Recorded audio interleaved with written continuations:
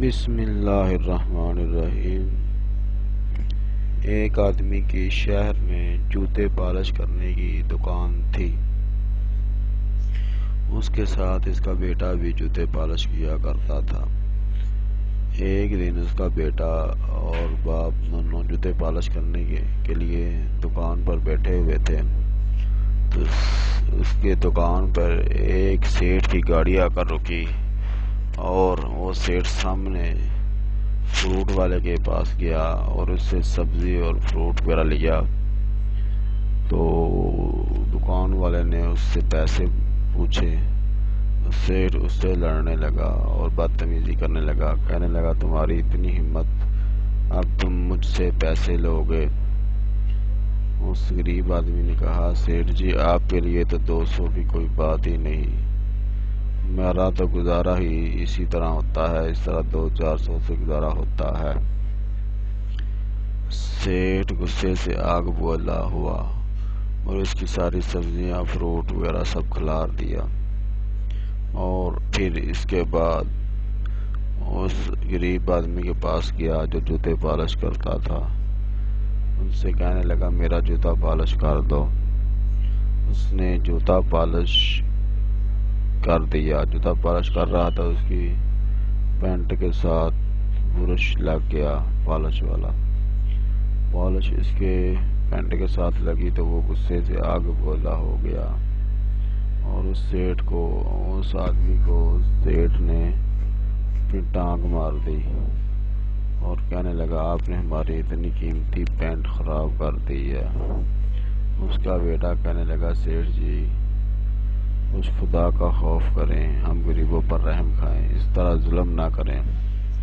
وہ غصے میں سے آگ بولا ہوا اور کہنے لگا آپ کی اتنی ہمت کہ آپ مجھ سے اونچی آواز میں بات کرو گے؟ تو آدمی اٹھا اور اپنے بیٹے کو کہنے لگا سیٹھ جی اس بات کا برا نہ منائیے، یہ تو بچہ ہے۔ تو سیٹھ کو کہنے لگا بابا میں کچھ غلط نہیں کہہ رہا تھا، یہ انکل جی غلط ہیں، اس کو ہر ایک کا احترام کرنا چاہیے اور اخلاق اور محبت سے بات کرنی چاہیے۔ تو سیٹھ غصے سے آگ بگولا ہوا اور اس غریب آدمی کو بہت زور زور سے مارا، جوتے برسائے، کوڑے برسائے۔ جب وہ زخمی ہو گیا تو وہ سیٹھ گھر چلا گیا اور وہ آدمی چھوٹا لڑکا اپنے باپ کو لے کر اپنے گھر چلا گیا۔ گھر میں جا کر اس نے اپنے باپ کی مرہم پٹی کی۔ اگلے دن وہ اکیلا ہی کام پر لڑکا آیا، باپ اس کا کام کے لیے نہ آ سکا۔ تو چند دنوں کے بعد وہ سیٹھ دوبارہ آیا اور کہنے لگا کہ آپ کا باپ کدھر ہے؟ تو اس نے کہا لڑکے نے کہ اس کی طبیعت خراب ہے اس وجہ سے نہیں آیا، میں ہی کام پر آیا ہوں۔ تو سیٹھ کہنے لگا آپ کا باپ تو ڈر کے گھر بیٹھ گیا ہے، اب وہ اس وجہ سے مجھ سے ڈر کر دکان پہ نہیں آ رہا۔ اس لڑکے نے کہا سیٹھ جی اس بات کو چھوڑو، اب آپ مجھ سے بدتمیزی نہ کریں، اگر کوئی آپ نے بدتمیزی کی یا کوئی ایسی حرکت کی تو میں آپ کی کمپلین پولیس اسٹیشن میں کروں گا۔ پولیس اسٹیشن کا سن کر سیٹھ کو بہت غصہ آیا اور کہنے لگا کہ آپ کی اتنی ہمت کہ آپ مجھے پولیس کی دھمکی دو گے؟ ابھی تو مجھے جلدی ہے، میں بعد میں آپ کو دیکھ لوں گا۔ تو وہ سیٹھ چلا جاتا ہے اور اس کا بیٹا شام کو گھر جانے لگتا ہے۔ سیٹھ دیکھتا ہے اس کا بیٹا گھر جا رہا ہے تو اس نے گاڑی کی ٹکر ماری اور غریب آدمی کے بیٹے کا سر پتھر پر پڑتا ہے اور فوراً وہ فوت ہو جاتا ہے۔ سیٹھ وہاں سے بھاگ جاتا ہے۔ کچھ دیر کے بعد وہاں کا اس کے گاؤں کا ایک آدمی آیا، اس نے موچی کے بیٹے کو دیکھا کہ وہ سویا ہوا ہے، مرا پڑا ہے، تو اس نے جا کر اس کے گھر والوں کو بتایا، اس کے گھر والے بھاگے ہوئے آئے اور انہوں نے اپنے بیٹے کو اٹھایا اور گھر لے گیا۔ تو کچھ دنوں کے بعد سیٹھ ادھر سے گزر رہا تھا، سیٹھ کی گاڑی اچانک خراب ہو گئی۔ سیٹھ بہت حیران ہوا کہ گاڑی تو ٹھیک تھی، خراب اچانک کیسے ہو گئی۔ اس نے گاڑی اپنی ٹھیک کر ہی رہا تھا، اچانک سے آواز آئی، سیٹھ جی اپنے جوتے پالش کروا لیں، میں آپ کو جوتے پالش کرنے کے لیے آیا ہوں۔ سیٹھ نے دائیں بائیں دیکھا تو اس کو کوئی بھی نظر نہ آیا اور دوبارہ کام پہ لگ گیا۔ کچھ دیر کے بعد پھر یہی بات آئی، سیٹھ جی جوتے پالش کروا لیں۔ سیٹھ نے دیکھا کوئی بھی آدمی نہیں، تو سیٹھ وہاں سے ڈر گیا اور ڈر کر جلدی جلدی گاڑی ٹھیک کی اور وہاں سے بھاگ گیا۔ گھر جا کر اس کے ذہن میں یہی بات چل رہی تھی۔ سیٹھ سو گیا تو رات کو اس کو پھر آواز یہی ہے، اس نے کیا دیکھا کہ اس کے کمرے میں کسی آدمی کے چلنے کی آوازیں آ رہی ہے۔ اس نے دیکھا تو کمرے میں تھا کوئی بھی نہیں اور اس کے بیڈ کے پاس اس کے جوتے پڑے تھے۔ سیٹھ کہنے لگا، یہ جوتے یہاں پر کیسے آ گئے؟ یہ تو میں نے الماری میں رکھے ہوئے تھے اور یہ پھر اتنے گندے کیسے ہو گئے؟ یہ سوچ ہی رہا تھا، اچانک آواز آئی، سیٹھ جی آپ جوتے پالش کروا لیں، آپ کے جوتے بہت گندے ہیں، میں آپ کے جوتے پالش کرنے کے لیے آیا ہوں۔ تو سیٹھ نے گھبرا گیا، کہا جو بھی آپ ہیں میرے سامنے آ کر بات کریں۔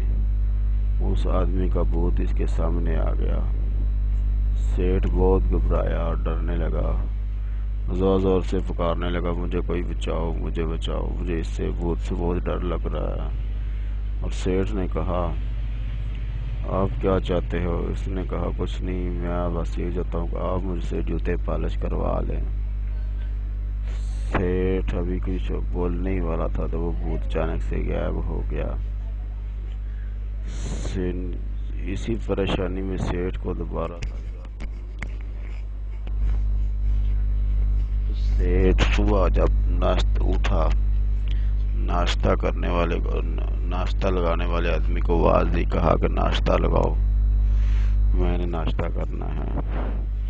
جب وہ ناشتہ لے کر آیا تو سیٹھ جی کو بہت غصہ آیا اور کہنے لگے کہ بدتمیز، آپ نے ناشتے میں جوتے رکھ دیے ہیں، ناشتہ لے کر آؤ۔ اس نے کہا، سیٹھ جی یہ تو آپ کا ناشتہ ہی ہے، آپ غور سے دیکھیں۔ اس نے دیکھا تو اس میں دوبارہ مٹر پنیر یہ وہ تھا۔ سیٹھ بہت گھبرایا اور کہنے لگا، ناشتہ کیے بغیر ہی وہاں سے چلا جاتا ہے، ناشتہ نہیں کرتا۔ ابھی گاڑی جا ہی رہا تھا، رستے میں گاڑی کی بریک لگائی تو وہ بھوت کھڑکی میں آ کر کہنے لگا، سیٹھ جی آپ اپنے جوتے پالش کروا لیں۔ سیٹھ پھر گھبرا جاتا ہے اور کہتا ہے کہ آپ مجھ سے میری جان کیسے چھوڑیں گے، میں نے آپ کا کیا بگاڑا ہے؟ تو وہ کہتا ہے، بھوت کہتا ہے، آپ اپنے جوتے بس پالش کروا لیں۔ تو سیٹھ گاڑی چلا دیتا ہے، تھوڑی دیر گاڑی چلاتا ہے تو وہ بھوت اس کے پیچھے والی سیٹ پہ آ کر بیٹھ جاتا ہے اور سیٹھ کا گلا دبانا شروع کر دیتا ہے۔ جب سیٹھ کا کافی زیادہ گلا دبایا گیا تو سیٹھ کافی کوشش کرتا ہے بھوت سے چھڑانے کی، لیکن چھڑا نہیں پاتا۔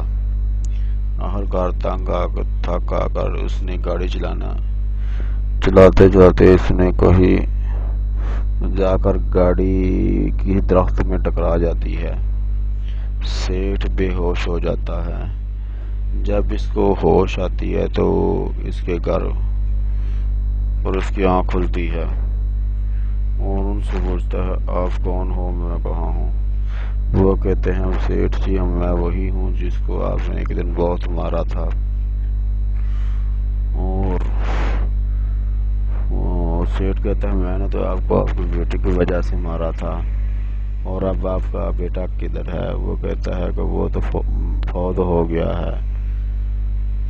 कहता है वो कैसे? कहता है जिस दिन आपने जो मारा था अगले दिन मैंने काम के लिए अपने लड़के को भेजा था। चंद दिनों के बाद उसका किसी कार वाले ने टक्कर मारी और वो मर गया। सेठ सारी बात उसको सच सच बता देता है और उससे माफ़ी मांगता है। कहता है मैंने बहुत गलत किया, मैं उससे माफ़ी मांगता हूँ।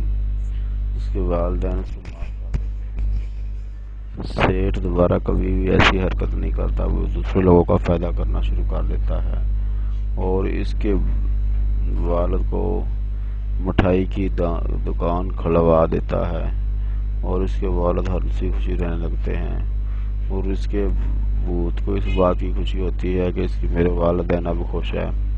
वो इसके बाद सेठ के सामने कभी भी नहीं आता।